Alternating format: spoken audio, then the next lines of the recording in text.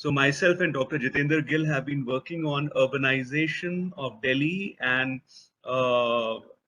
Delhi's understanding of Delhi's urbanization for quite a lot of time. And it was very nice to see that how her students have tried to portray the different vignettes of urbanization and rural. It's a very, very honest presentation. And before I run the presentation, I would just share a small introduction to Dr. Gill, and then the presentation would begin. Jitender Gill is a full, bright scholar and an associate professor and head, Department of English, Janki Devi Memorial College, University of Delhi.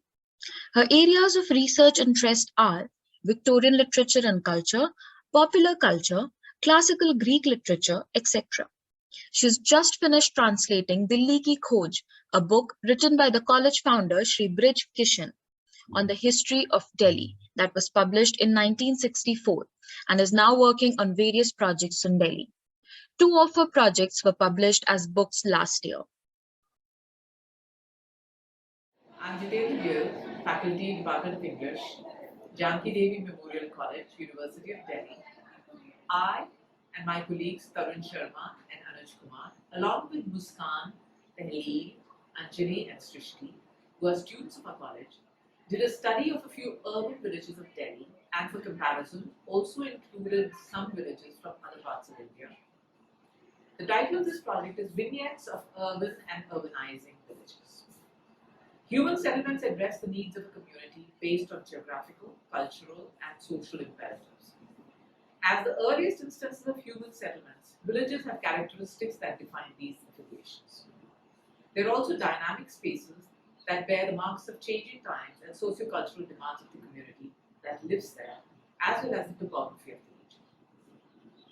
That Delhi is an ancient city is a truism. It has apparently existed since mythical times and is the supposed site of the legendary Indraprastha. But cities have always been fed and nurtured by numerous villages that surround them.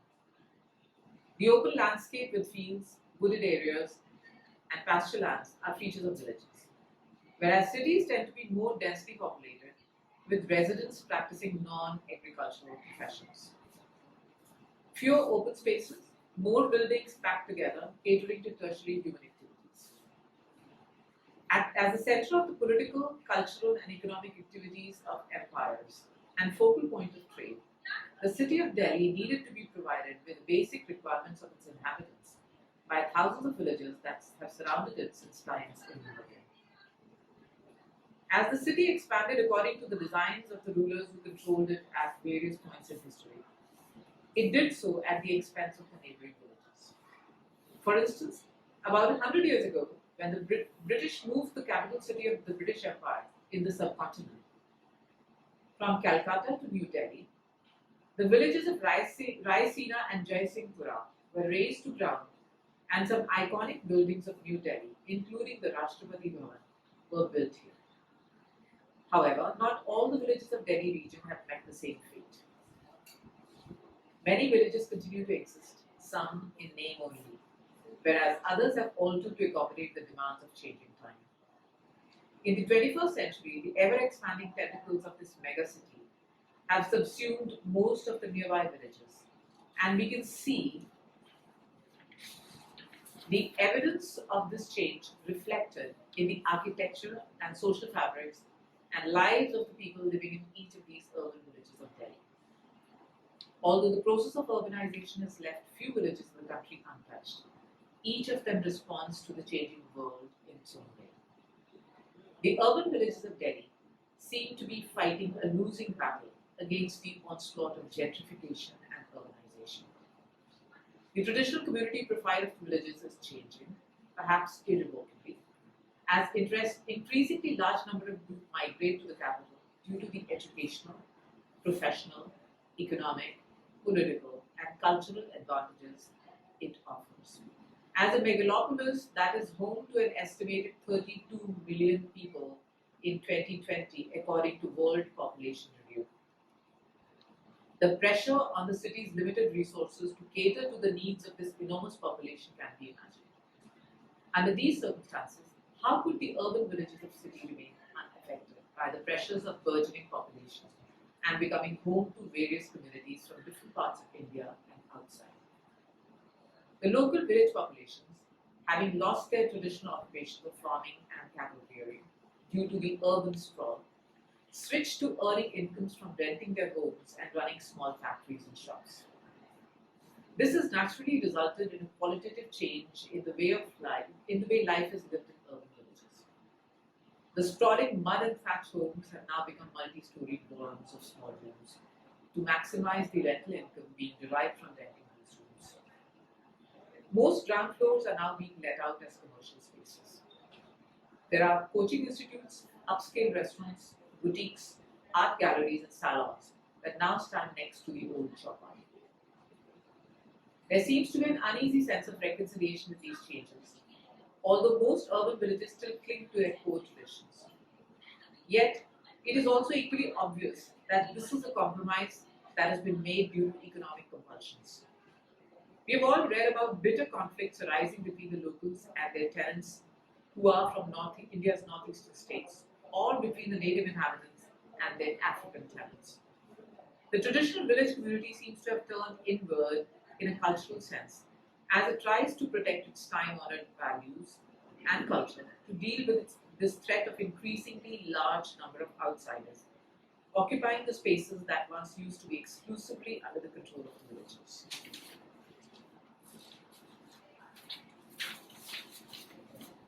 In this project, we have tried to show the complexity of the compromise that the urban villages of Delhi are making contemporaneously and juxtapose the challenges they face and their resistance to the process of forced urbanization with a few villages in some other parts of India, which are also facing the inevitable onslaught of creeping urbanization, but it is more organic and not enforced. In fact, it seems to be a change that is being sought after by the residents of these villages. A common factor of all these urban and urbanizing villages is the pressure to change in accordance to the demands of modernity. They have all given in to this compulsion, sometimes with discernible unease, as is the case with the urban villages of Delhi. The other villages, however, see these changes more positively, as is the case with villages like Gusi that lies in Madhya Pradesh or Chandiwala in Kashmir. The disease at the increasing urbanization is particularly evident in Plado Sarai, an urban village in the southern parts of New Delhi, which, as the name suggests, must have been a location of one of the numerous medieval sarais that dotted the areas around Dilli. The existence of many of these sarais can be traced back to the Sultanate period. The rich past of these historic localities is getting erased, as the demands of the megacity encroach. The ancient gumbads are giving way to houses that need to be rented to generate income, as no other source of income can be found by the formerly agrarian community that inhabited this place for hundreds of years. The wide open fields where crops used to grow are now barber shops, are turned into urban jungles comprising rows of TDA flats.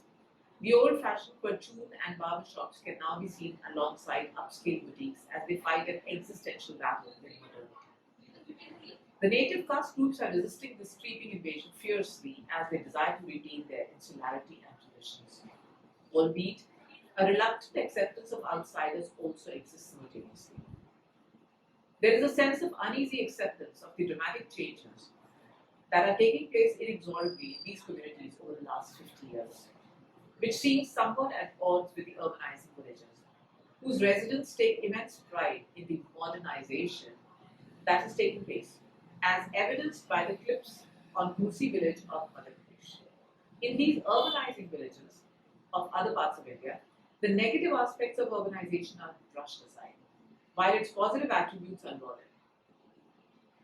Whereas in the urban villages of Delhi, the local communities are more wary of these changes. It could be due to their lack of control over this seemingly inexorable process.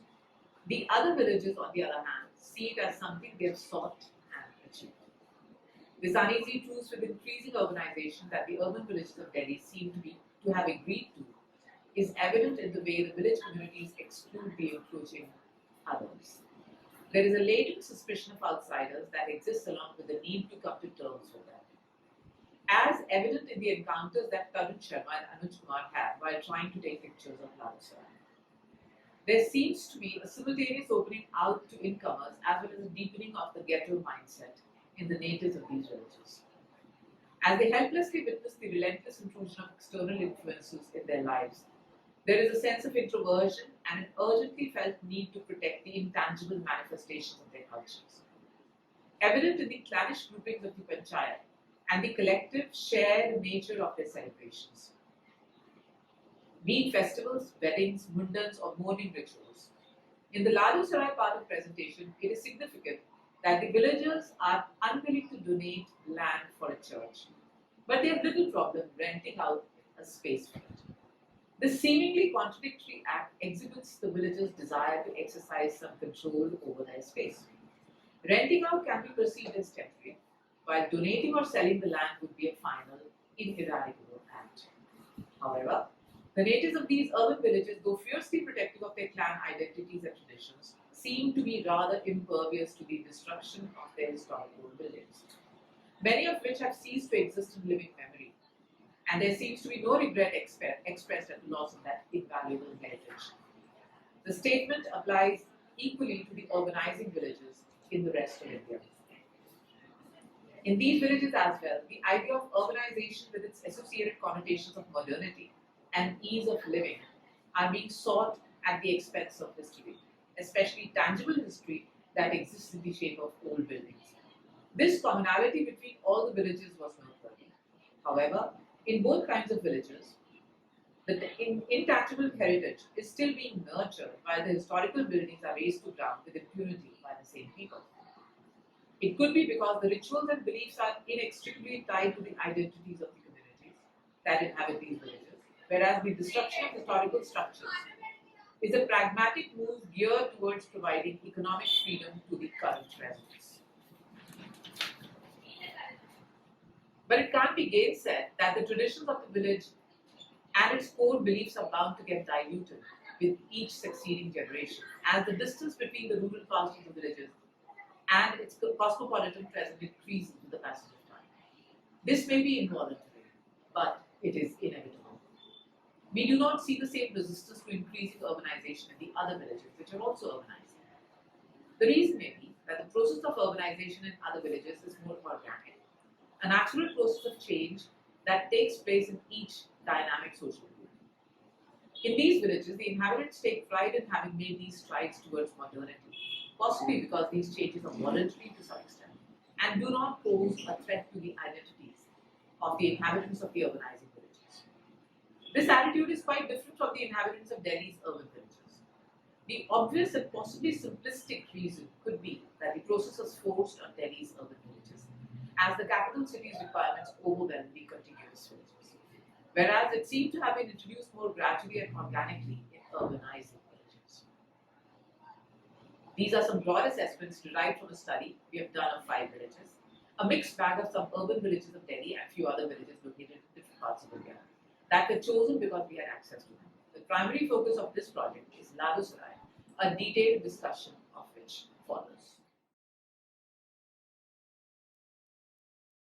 Greetings everyone.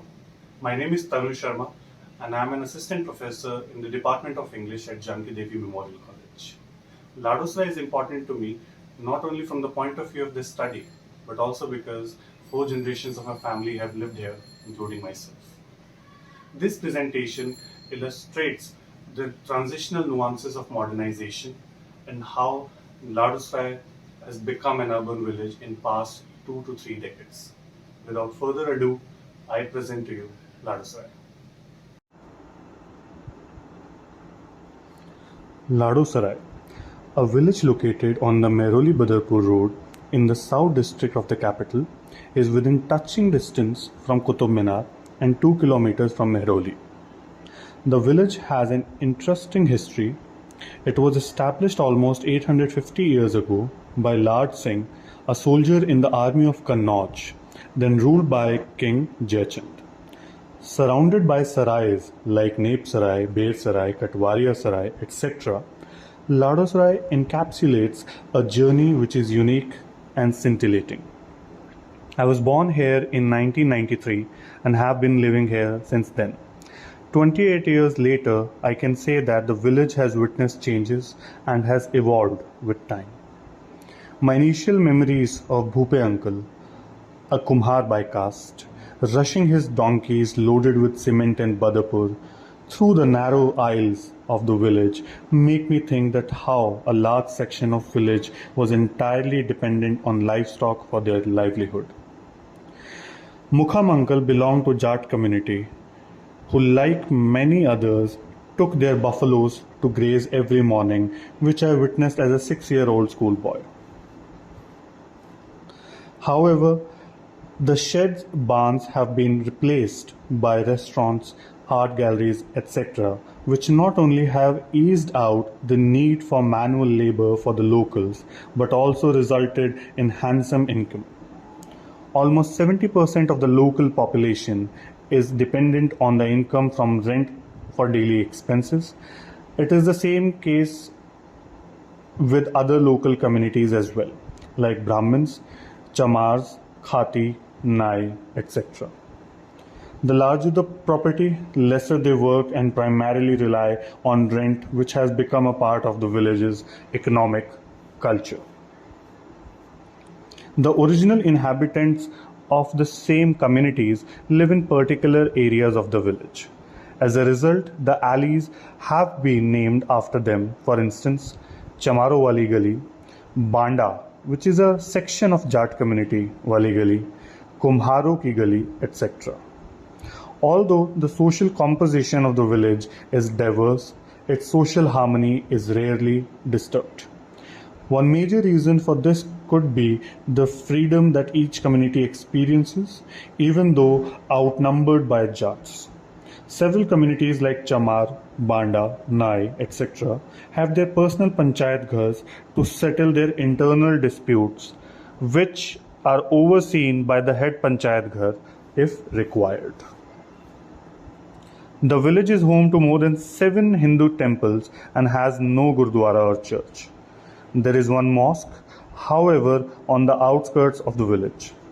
The Hindu fabric of the village overpowers other faiths as the locals are orthodox and staunch in their ideology.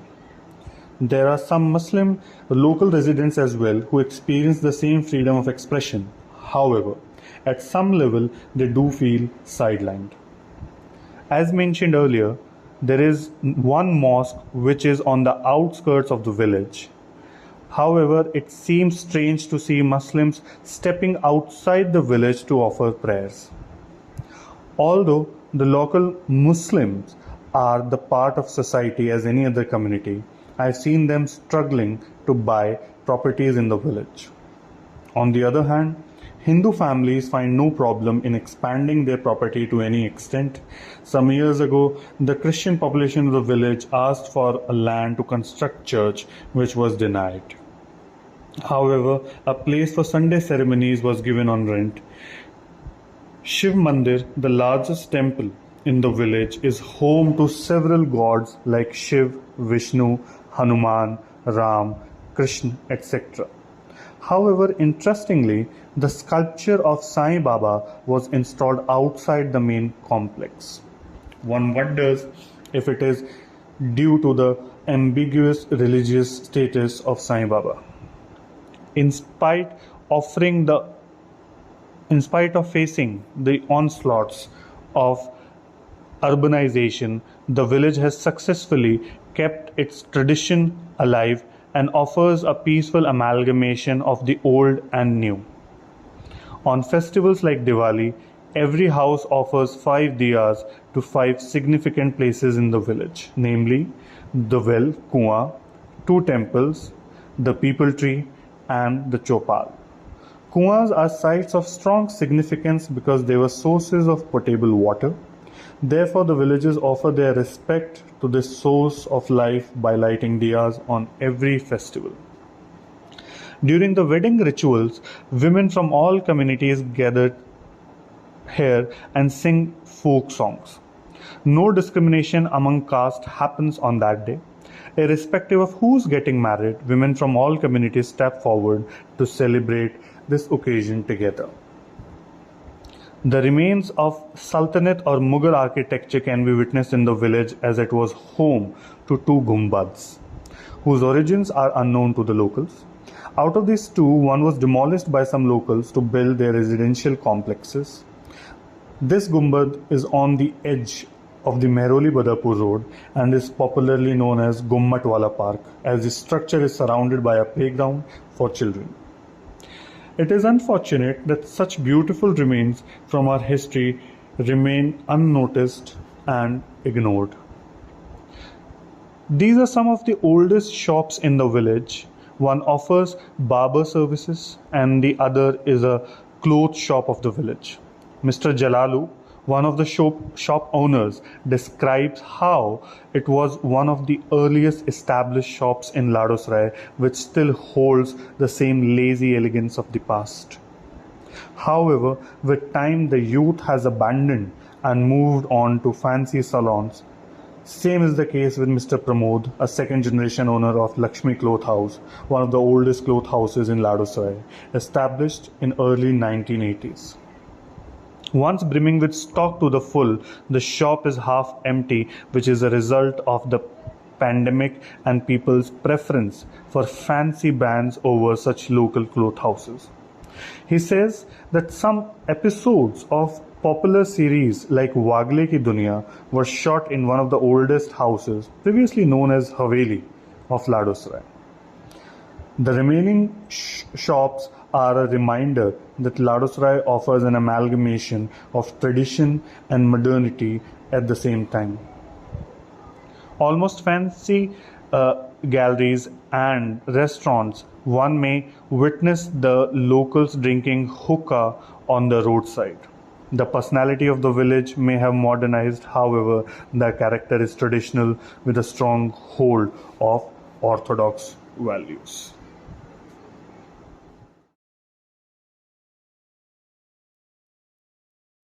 आज हम आपको लेके चलते हैं झाड़ोदा कलान, जो एक गांव south west Delhi में है, जो दिल्ली का आखिरी गांव है और हरियाणा के बहुत ज़्यादा पास है।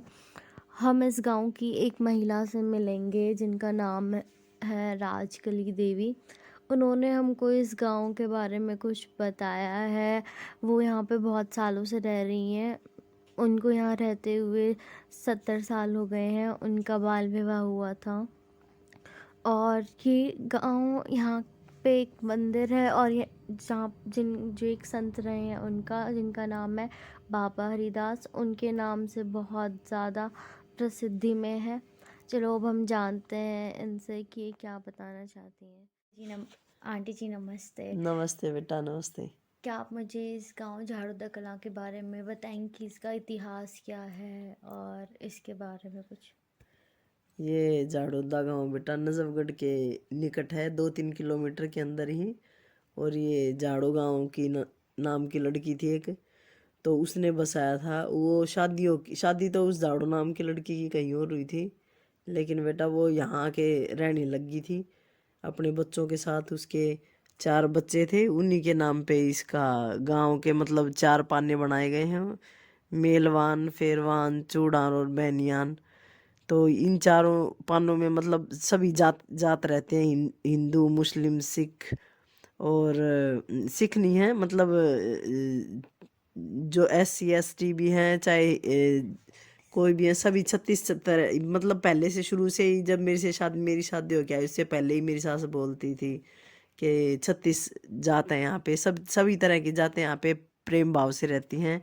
और बोलते हैं कि भाई उस लड़की झाड़ो को ये बोला गया था, भाई तू जितना एरिया कवर करना चाहे, लेना चाहे उतना ले ले। तो उसने पत्थर उठा के बहुत दूर दूर तक, मतलब काफ़ी लंबी सीमा है इसकी गांव की, बाहर के साइड उसने पत्थर रख दिए थे वहाँ तक, फिर उसकी गांव की सीमा है। अब तो खैर पहले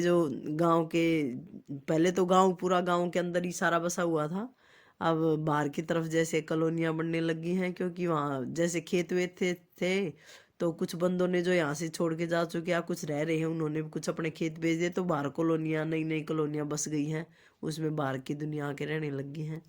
और गांव वैसे बहुत लंबा चौड़ा है और सब तरह की जाते हैं यहाँ पे, और सब बड़े प्यार भाव से रहते हैं। और यहाँ पे कोई धर्मशाला वगैरह है? हाँ, यहाँ पे बेटा एक बाबा इदास संत हुए हैं, डागर मतलब जाटों के डागर गोत्र में। तो वो उनकी मानता है, यहाँ पे उनका मंदिर है गांव के बीच में, और वहाँ पे उनका समाधि स्थल रहा है मतलब। तो वो बहुत पहुँचे हुए संत थे वो। उनके नाम से ही मतलब बहुत दूर दूर तक आज भी झाड़ूदा का नाम रोशन है, मतलब सब जानते हैं दूर दूर से वहाँ पे। यहाँ पे धोख मारने हाथ जोड़ने आते हैं। छठ की मानता है उनकी, चांदन की छठ की। और 2 साल में 2 बार मेला लगता है उनका बड़े वाला। वैसे हर महीने की चांदन की छठ जो आती है, अमावस्या के बाद जो छठी का दिन आता है उस दिन लगता है। और 2 बड़ी छठें होती हैं, एक चैत्र मास में और एक आसोज मास में। 2 मेले लगते हैं बड़ी छठ में उनके। अच्छा, आप मुझे ऐसे बताओ कि यहाँ पे कोई चौपाड़ है? चौपाड़ बेटा सभी, जैसे पानों की अलग अलग चौपाड़े हैं, सभी पानों में चौपाड़ हैं। जैसे 4 उनके लड़कों के नाम से ही है ना पाने, उन्हीं में अलग अलग चौपाड़े बनी है। सब तरह की जातों के लिए अलग अलग चौपाड़। वहाँ पे सब कोई काम होता है, जब गांव वालों को इकट्ठा होना था तो चौपाड़ों में ही सब काम होते हैं, धर्मार्थ के भी और वैसे भी। सभी मिलके वहीं पे बातें बातें करते हैं। जब कोई बड़ा कार्य गाँव के लिए कोई डिसीजन लिया जाता है, कोई काम होता है, तो वहीं पे सब मिलके बातें करते हैं फिर एक दूसरे से, बड़े बूढ़े। और दिन में वैसे चौपाड़ों में गांव के बड़े बूढ़े जाके ताश वाश खेलना, मनोरंजन करना, ऐसे बातें करते रहते हैं बैठ के। और ऐसा कुछ है कि भी मतलब गांव के बारे में कुछ चीज़ हो जो औरों गांव से अलग हो? इस गांव में बेटा एक बाबा दास के मतलब कुछ नियम है कि यहाँ पे उन्होंने बोला था कि कोई प्याज बोएगा नहीं जमीन में मतलब। तो यहाँ पे प्याज नहीं बोया जाता इस गांव के अंदर। और अगर कोई बोता है तो उसके प्याज खराब हो जाते हैं। और अफीम और शराब गांजा मतलब कोई नशा नहीं करेगा किसी तरह का भी। तो इस गांव में नशे वगैरह की चीज़ें भी नहीं होती। और मतलब सात्विक भोजन चलता है इस गांव में। और जब छठ का मेला पहले हमारी सास दादी सास वगैरह के टाइम में जब लगता था, जब बोलते थे कि बाहर के जो बंदे आते थे ना, क्योंकि उस टाइम व्हीकल ज़्यादा नहीं चलते थे, तो उस टाइम वो क्या करते थे कि मतलब जो गांव के ही गांव में घर होते थे ना सबके, तो उन्हीं घरों में सब आने वाले रुकते थे। तो उनके लिए मतलब हर चीज़ का अरेंजमेंट रखते थे, खाने पीने वगैरह का सारी चीज़ घर से उनको अच्छे से एक जैसे मेहमान घर में आता है ना, ऐसे बाहर के कोई भी हो अनजान आदमी को भी अच्छे से खाना पीना खिलाया जाता था। बैठने के लिए जगह दी जाती थी, सोने के लिए बिस्तर दिया जाता था, सब कुछ ये काम होता था। ये सिर्फ बाबा दास के लिए।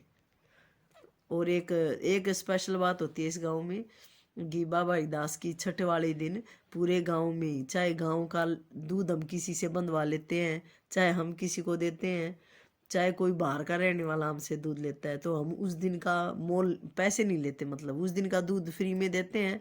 और एक खीर बनाई जाती है बाबा दास के लिए उस दिन प्रसाद के रूप में। और दूध को मतलब बिक्री नहीं किया जाता, उस दिन के पैसे ही नहीं लगते हैं, फ्री में दूध दिया जाता है।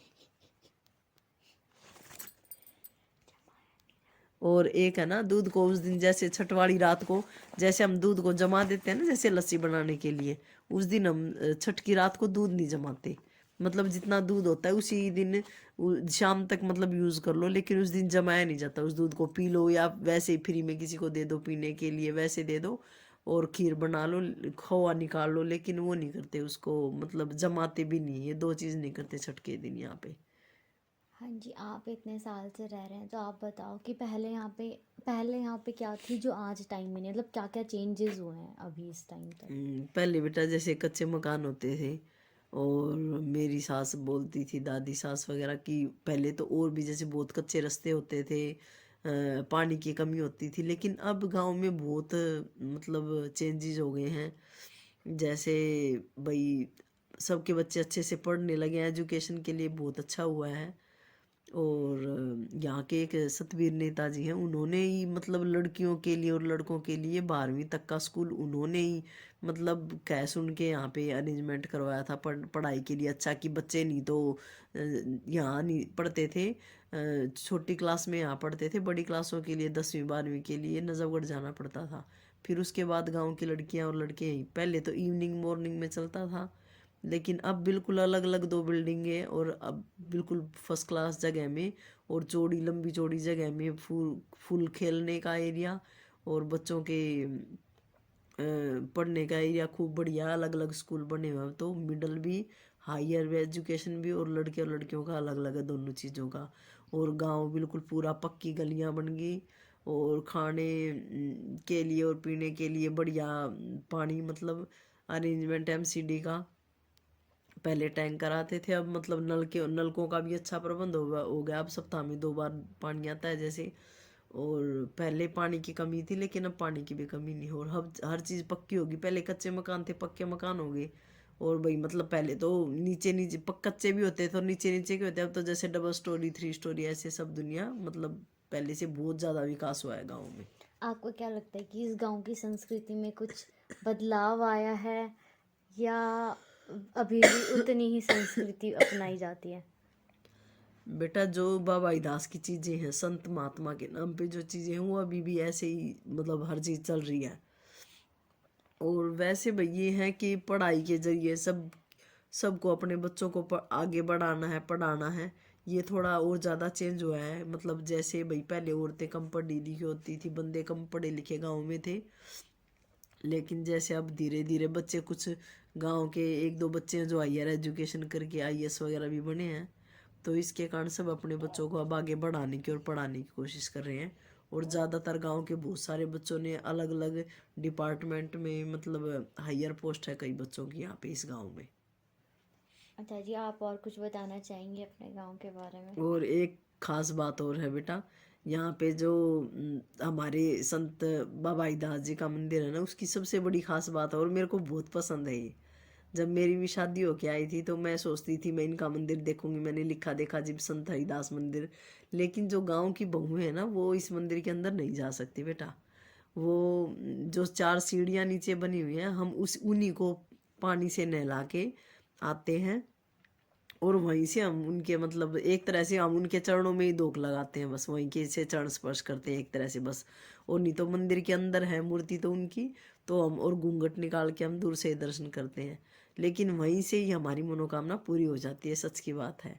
और जो गांव से बाहर के बंदे हैं, उनकी बहुएं बेशक से जा सकते, लेकिन पूरे गांव की, झाड़ोदा गांव के रहने वाले, चाहे बेशक से वो बाहर रहने लग गए हैं गांव को छोड़ के, लेकिन वो भी आके घूंघट निकाल के जब बाबा के चरणों को ही नहलाएंगे, वो आगे नहीं जाएंगी, वो आगे तक नहीं जा सकती। आगे जाएंगे सिर्फ उनके बेटे बेटे पोते पोतियाँ, और जो भी बड़े बूढ़े हैं, मतलब औरतें जो गांव में बहू बन के आ गई, वो अंदर मंदिर के अंदर प्रवेश वर्जित है उनका। क्योंकि वो एक कहावत है कि वो हमारे दादा थे, तो पहले समय में बोलते थे ना भाई, जैसे दादा वगैरह का एक पद होता था ऊंचा भी, मतलब उनसे घूंघट करना होता है, पर्दा प्रथा थी। और दूसरा बोलते थे ना, जैसे बड़े बूढ़े भाई बैठे बैठे होते हैं घर के बाहर, तो वहां से निकलना भी वर्जित होता है, एक साइड होके निकलो।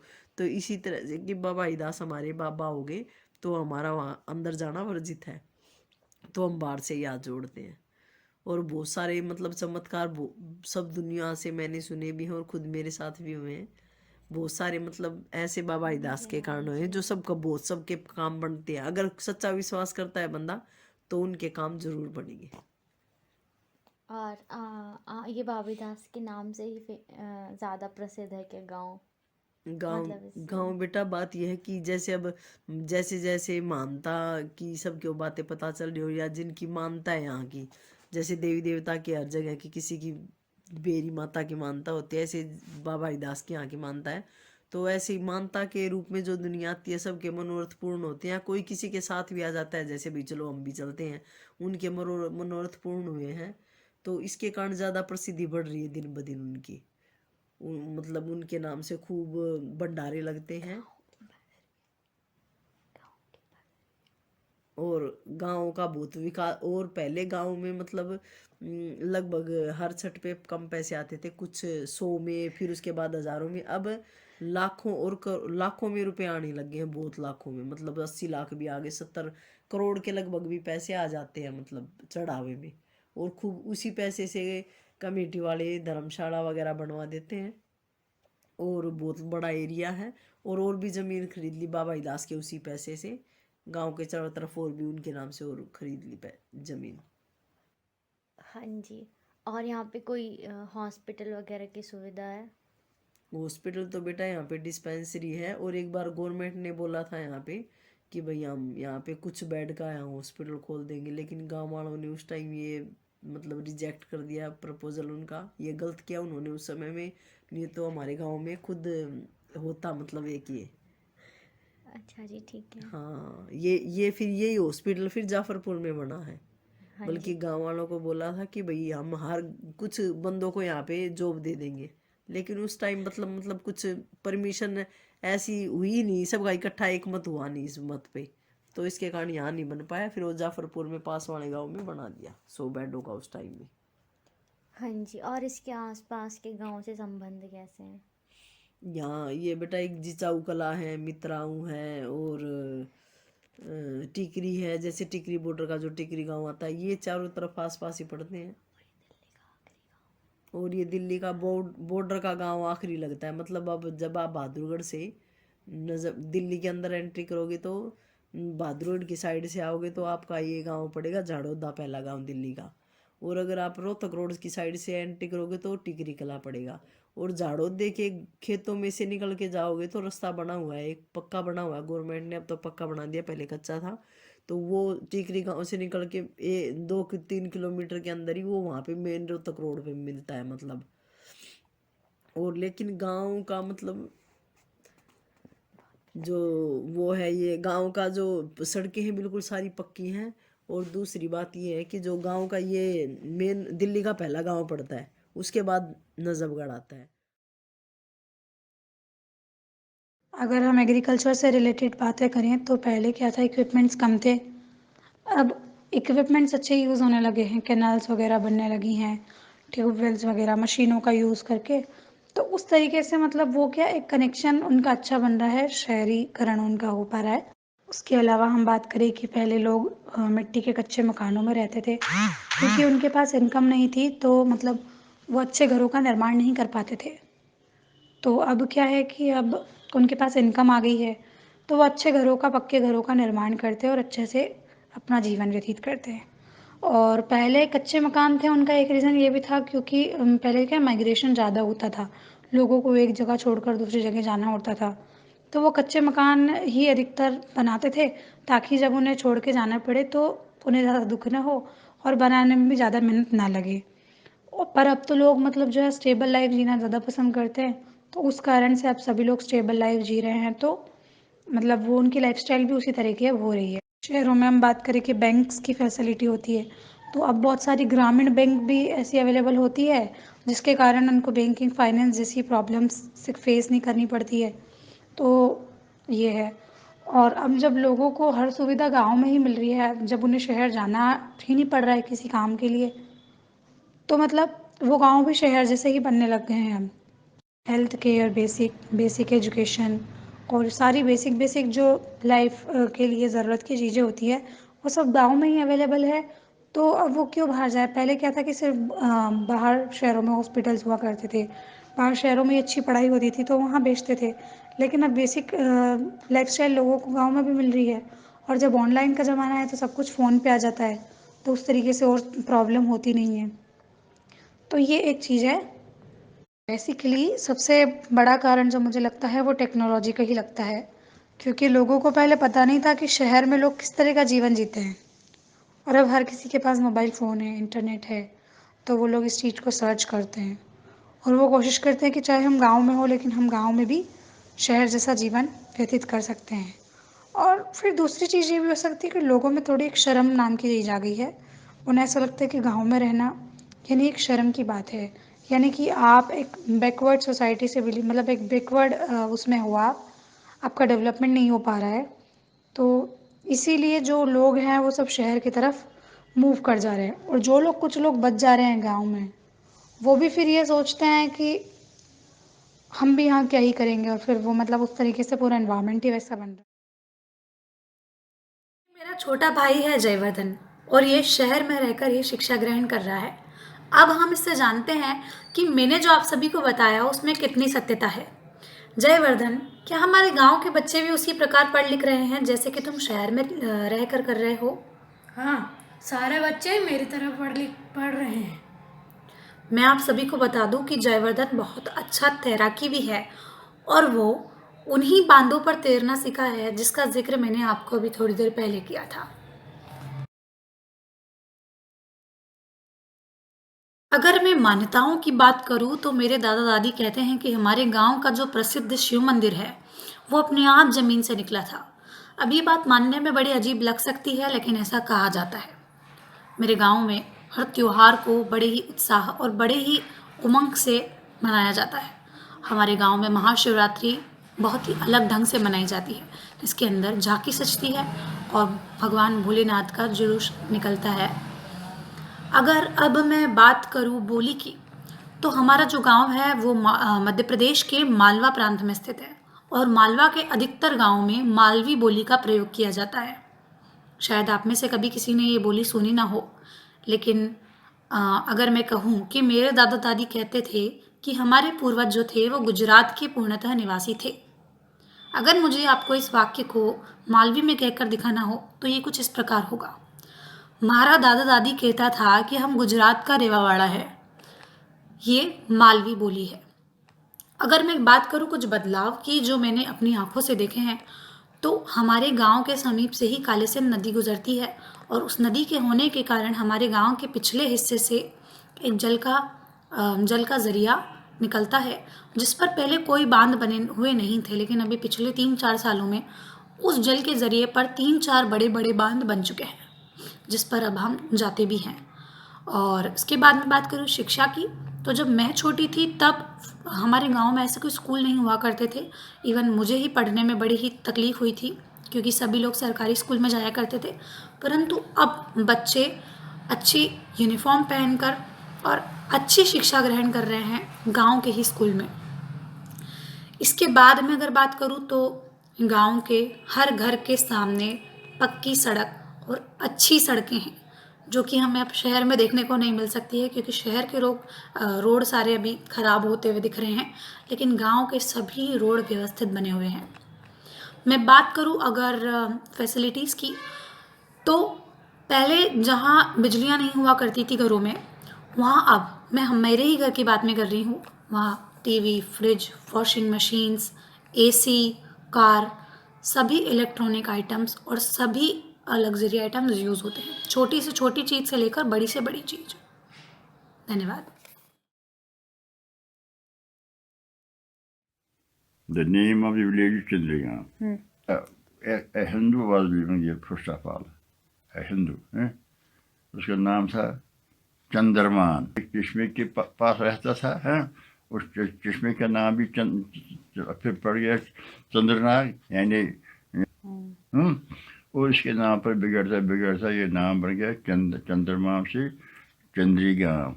There is also one ऐसा ये नाला और stream में running through the village. That too is called Chandarara. It is about 600 years back this village has come into existence. Yeah. Now today there are two communities living here, Muslim and Sikh. Muslim are in majority and about 80% are Muslim, 90% are Muslims and 10% are Sikh. The village is now developed. There is a concrete, metal road running through the village. It connects the village from headquarters to Srinagar. It's not peasants, but there are some government servants also, and some are on good posts. 70% people are educated. 2% or 3% people are below poverty. Yes, sitting there. Poverty line, below poverty line. 2 to 3% people. There to know issue villages. Yes, my village is developed educationally, financially, socially. जी आप झीमरपुरा से हो? हाँ जी ma'am, झीमरपुरा से हूँ मैं तो। और कितना पुराना गांव है अगर आपको पता हो तो, और आप कितने साल के हो? मैं तो जी 44 साल का हूँ, बाकी मेरा जन्म तो इसी गांव में हुआ है और जन्म से हमारे पापा भी यहीं रहे हैं, हम भी, हमारे दादाजी भी। कितना पुराना हो गया है अगर आपको पता हो तो? 150 साल पुराना तो है जी। अच्छा, तो आप अपने गांव के बारे में थोड़ा बताइए कि मंदिर कितने हैं, चौपाल है कि नहीं है, पानी बिजली की कैसी सुविधाएं हैं इधर, क्योंकि ये गांव ऐसा है कि ज़्यादा सुनने में नहीं आता है। देखो जी, सबसे पहली बात तो ये मेन रोड से मेन कंजाला रोड से 2 किलोमीटर अंदर है। यहाँ की कोई बस सर्विस नहीं है। दूसरा जी, इस गांव में 500-600 लोग ही है, इससे ज़्यादा नहीं है। 150-200 घर होंगे। 2 मंदिर है, एक सब्जी का और दूसरा है एक शिव जी का और दुर्गा माता का मंदिर है। 2 मंदिर हैं जी। हाँ। और रही पानी और बिजली, पानी बिजली की तो इतनी दिक्कत नहीं आती, लेकिन ज़्यादातर यहाँ पर कच्चे मकान हैं, पक्के बहुत कम मकान हैं। एक प्राइमरी लड़के लड़कियों का इकट्ठा स्कूल है जी। एक चौपाल है, वो चौपाल हमारे किसी काम की नहीं, वो दूसरी साइड में उसका दरवाज़ा है, हमारे साइड हो जाए तो बहुत अच्छा हो जाए। अच्छा, तो आप गुजारा करने के लिए क्या करती हो? मेन तो जी हमारे गांव में सब्जियां ही उगाते हैं। हम हरी सब्जियां उगाते हैं, टमाटर, पालक, सरसों, बथुआ। मैं ये कह रही हूँ जी, प्राइवेट नौकरी भी करते हैं यहाँ पे, कुछ लोग नहीं करते। बस जी पूरे गांव में 2-4 लड़के हैं जी जो प्राइवेट नौकरी करते हैं, नहीं तो ज़्यादातर खेती ही करते हैं। अच्छा। और एक ने ये टेम्पू सा ले रखा जी, अपनी सब्जी वब्जी डाल के ले जाते हैं, किराया नहीं देना पड़ता। अच्छा, और लड़कियों को कितना पढ़ाते हैं वो यहाँ? बस जी यहाँ तो प्राइमरी तक ही है जी, फिर हमें बाहर ही भेजना पड़ता है, या तो हम जोंती भेजेंगे या पंजाब खोड़ भेजेंगे। दोनों पर कोई सुविधा नहीं है बच्चों को ले जाने के लिए, हमें खुद ही छोड़ के आनी पड़ती है, लानी पड़ती है। और कई लड़कियां तो जी घर पे बैठानी पड़ती हैं, कोई साधन नहीं, हम छोड़ने नहीं जा सकते, हम अपने काम धंधा करते रहते हैं, तो मजबूरी जी वो घर पे बैठ जाती हैं। बच्चियों को हम भेज नहीं सकते साधन की वजह से। अच्छा, और परचून की दुकान का है कुछ साधन वहाँ पे? परचून की दुकान तो जी एक ही है यहाँ पर, जिसे लोग यहीं से खरीद लेते हैं। एक छोटी सी और है जी, दो दुकान है। अच्छा, और अच्छा जी, पुराने आपके यहाँ पे क्या क्या सामान काम में आते हैं, आपके यूज़ होते हैं, जैसे कि पुराने चूल्हे हो गए, वो काम आते हैं? हाँ जी, यहाँ पे चूल्हे काम आते हैं। यहाँ बहुत लकड़ियाँ हमें मिल जाती हैं, तो हम चूल्हा अपना जलाते हैं और उसी से रोटियाँ पकाते हैं जी। और फिर यहाँ तो मैं देख रही हूँ कि काफ़ी कच्चे रोड हैं, तो कैसे आपका, जैसे बरसात के मौसम में भी कैसे क्या काम चलता है? बस चौमासे में तो जी आडे मेरा पानी भर गया है, गोडा गोडा पानी भर गया है, ना कोई साधन पानी निकलने का। खेत भर जाते हैं तो गांव में भी घुस जाता है पानी, और बस ऐसे ही चलता है जी। कभी कभी तो हम जो है ना पैंट को ऊपर करके तब हम जाते हैं जी पैदल पैदल, और कोई ऐसा हमारे पास साधन नहीं है जो पानी से बचा जा सके। यहाँ पे तो बहुत सारे आप की तरह इंटरव्यू लेके जाते हैं, लेकिन आज तक कोई कुछ नहीं करता जी, बस इंटरव्यू लेके चले जाते हैं। हमारे गांव का कोई सुधार नहीं हो रहा है जी। और यहाँ नालियाँ ऐसी भर जाती हैं, पानी निकलने का रास्ता ही नहीं, खेत भर जाते हैं तो पानी निकलेगा कहाँ से? कोई सुविधा ही नहीं जी पानी को निकाल सके, बरसात में ज़्यादा पानी हो जाता है। और पहले के मुकाबले और अब के मुकाबले कुछ आपकी एग्रीकल्चर में कुछ सुधार आया हो? एग्रीकल्चर में तो ये है जी, पहले तो मीठा पानी था यहाँ, अब तो ट्यूबवेल चला चला के जी वो नमकीन पानी हो गया है। नहर का पानी है नहीं जी यहाँ, हम तो इसी पे आश्रित है। मीठा पानी आता तो अच्छी सब्जियाँ उग जाती है, नमकीन पानी में इतनी अच्छी सब्जी उगती भी नहीं है। ठीक है। रास्ते में जी एक गौशाला पड़ती है, जिसका दूध वो वृद्धाश्रम में जाता है, और हमसे तो ये दूध भी नहीं लेते कोई, हम अपना दूध खुद ही अपनी गाय भैंस पालते हैं जी, उससे लेते हैं जी। अच्छा, ठीक है। In fact, it was so detoxifying to watch this video, and it was so puristic. And I must actually congratulate Tarun and Professor Jitender Gill and others who were connected with this wonderful documentation. There is a great learning here for all of us architects and who are practicing architects and who are working on different agendas of villages and urban villages as to the obvious which can be seen and the basic level to which questions have to be taken to.